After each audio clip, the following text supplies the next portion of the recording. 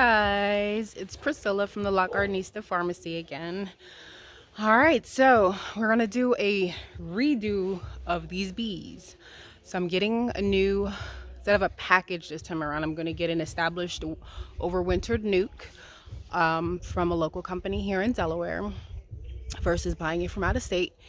And in the meantime, I'm getting the Beehive, which was the flow hive that I got last year, situated again. I've got it. It's not quite in the same place where it was. It was more so over there where you can actually see that was one side, and then it was here. So it was more centered in the middle of this walkway. But I'm going to play around with multiple ones. So the nuke that I'm getting, it has five frames already established. So my box, I believe, is an 8 frame. Yeah, versus like a traditional 10 framer. And I am going to put the 5 frames in there. So I'm going to take out 5 of the empty frames, put 5 frames in there. And then as it fills up, I'm going to get another more traditional box and put right next to it and expand it. And then on the other side, kind of going that way, so you'll end up having this pathway leading to one set of beehives and a pathway leading to another set of beehives, and I'm kind of keeping them in between the trees. So those are my neighbor's trees there, these are my trees here, right? I want to do a horizontal on that side, and then I want to have 2 vertical on this side, and I want to have the flow hive, which is supposed to be easier on the bees when it comes to putting the super on, because you can harvest the honey without really, interrupting the bees, so to say. And then I'm going to do a more traditional one right here where I would actually have to bother the bees to harvest the honey. And then I'm going to do a combination vertical one where you can have something like a flow hive on the side, and then you can have traditional frames as well. So I kind of want to play around with both, see which one's actually, going to be better when it comes to harvesting honey, because last year they did not want to go up top. They went up top, but they didn't really do anything to fill the flow hive plastic chambers with honey. So did a little bit more research this time around. Once that fills up, then I'm going to coat the actual frames with some melted wax, kind of give them a jump start so they don't have to actually cap the plastic frames with wax. And then hopefully they'll take to it better, and see if I can actually harvest from the flow hive the way you're supposed to, and not have to take out an actual frame from the bottom.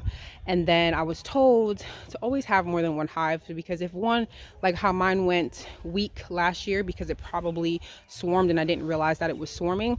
And then if it did have another queen, it wasn't a strong queen. I don't think it did have another queen. So lesson learned. And this time around, I will just make sure to have multiple hives. So I'm going to have 2 boxes to start.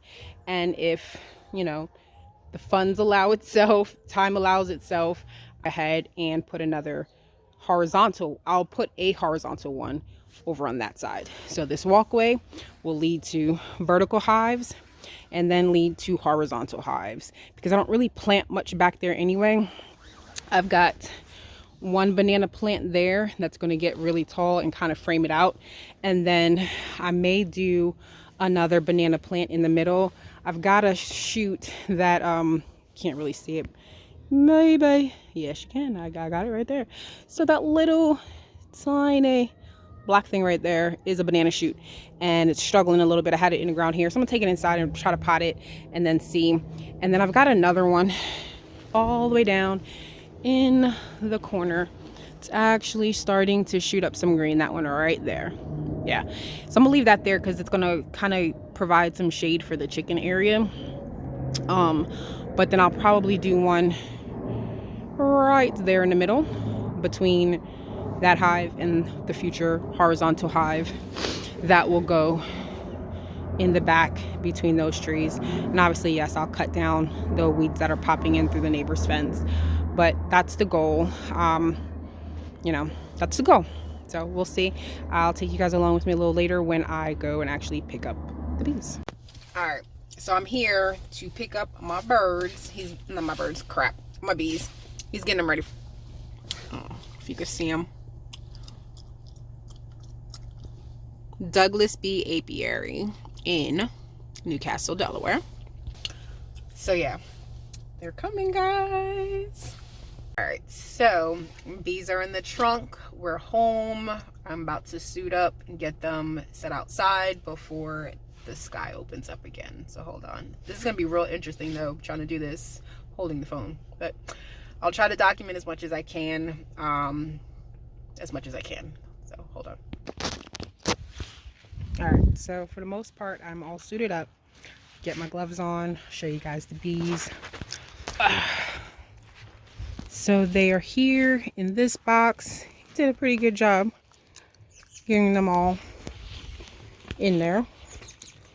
So, all right, so here they are. Here they're going. Let's see if we could do this without the need for the smoker,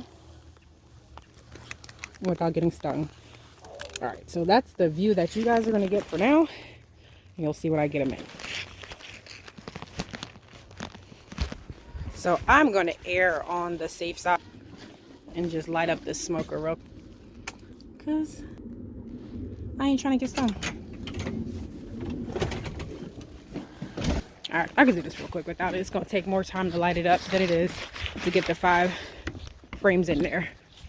So I'll just put on some extra layers of pants so I don't get stung. All right, so I got them out of the box in here. There's some flying around me, but it's okay. For the most part, they're very gentle. I am probably just going to try to let these last ones figure out their way in there. Or not, they're huddling up over here. So I'm probably just going to tap them in there. They might not like it, but okay.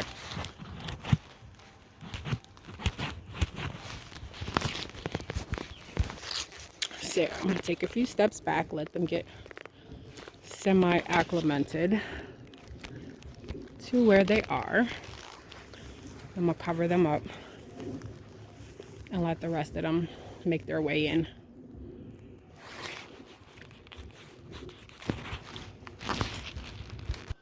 All right, so there they go. Got the boxes out, well, the frames out rather, and they're in.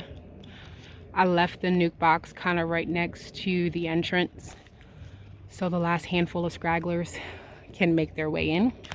And I'm just sitting here observing for a little bit, and then I took those 5 frames out and replaced my 8 frame flow hive box with the 5 frames that came in the nuke. So Dwayne from Douglas Bee Apiary in Newcastle, Delaware, thank you very much. Appreciate the bees, and hopefully this time around I have success getting them to the winter and through the winter. I'm definitely going to take his advice in having multiple hives. Like I explained earlier, that's the reason why, one, I moved it over, and I will put another vertical one right next to it. We'll let them fill out the 8 frames, the remainder 3 frames that are in there. And then from there, I am going to put the super on top, the flow super from Flow Hive. But before I do that, I'm going to melt some beeswax and do a layer over each of the plastic frames. Hopefully that will entice them to want to put honey up there as well. Then I'm going to also try the more traditional sense, which is the typical box on top of box. And then on the other side, like I had mentioned, between the other 2 trees going towards the right of the pathway, I'm going to try a horizontal one and see which one I have more success with. So until next time, thank you guys. For those that are watching this for the first time, have never seen any of my videos, if you like the content, please like.